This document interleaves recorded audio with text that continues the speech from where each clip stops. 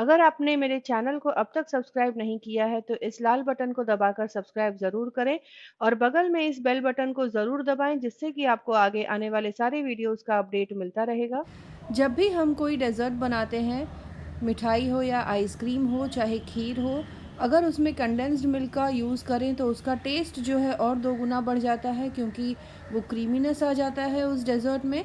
तो आज मैं आपको बताऊंगी मिल्क पाउडर से झटपट डेज़र्ट कैसे बनाया जाए, जिसके लिए मैंने यहाँ पर 1.5 कप मिल्क पाउडर एक कढ़ाई में ले लिया है।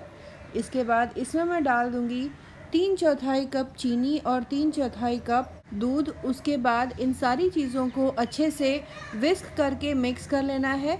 और ध्यान रखें कि मिल्क पाउडर की गुठलियाँ बिल्कुल भी ना रहें।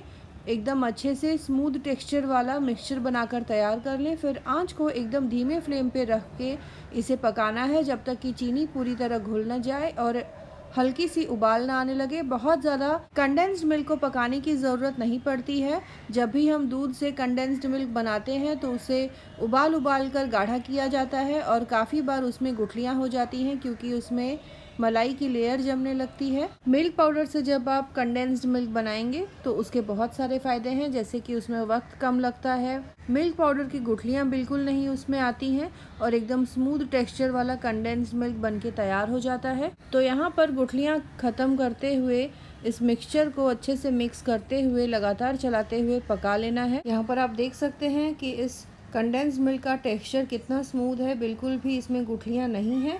इसमें अब मैं डाल दूँगी 1/4 चम्मच बेकिंग सोडा। यहाँ पर ये देखिए, बेकिंग सोडा बहुत ज़्यादा यूज़ करने की ज़रूरत नहीं है, बस ज़रा सा बेकिंग सोडा डालें जिससे कि कंडेंस्ड मिल्क में एक अच्छा सा गाढ़ापन आ जाएगा और फ्लफीनेस आ जाएगा। तो यहाँ पर मैंने बेकिंग सोडा डाला, इसे भी अच्छे से मिक्स कर लूँगी। और यहाँ पर धीरे धीरे ये कंडेंस्ड मिल्क में उबाल आने लगा है।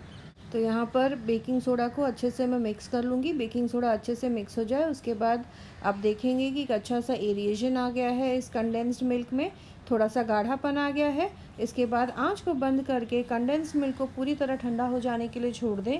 ध्यान रखें कि जैसे जैसे कंडेंस्ड मिल्क ठंडा होगा वैसे वैसे ये और थोड़ा गाढ़ा होता जाएगा। तो ये देखिए, कंडेंस्ड मिल्क काफ़ी हद तक ठंडा हो गया है।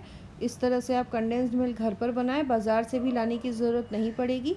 अगर आपको मेरा ये वीडियो पसंद आया है तो लाइक, शेयर और सब्सक्राइब ज़रूर करें। आप अपने दोस्तों और रिश्तेदारों के साथ इस रेसिपी को ज़रूर शेयर करें। मिलते हैं अगले एपिसोड में इसी तरह से एक और नई टेस्टी रेसिपी के साथ।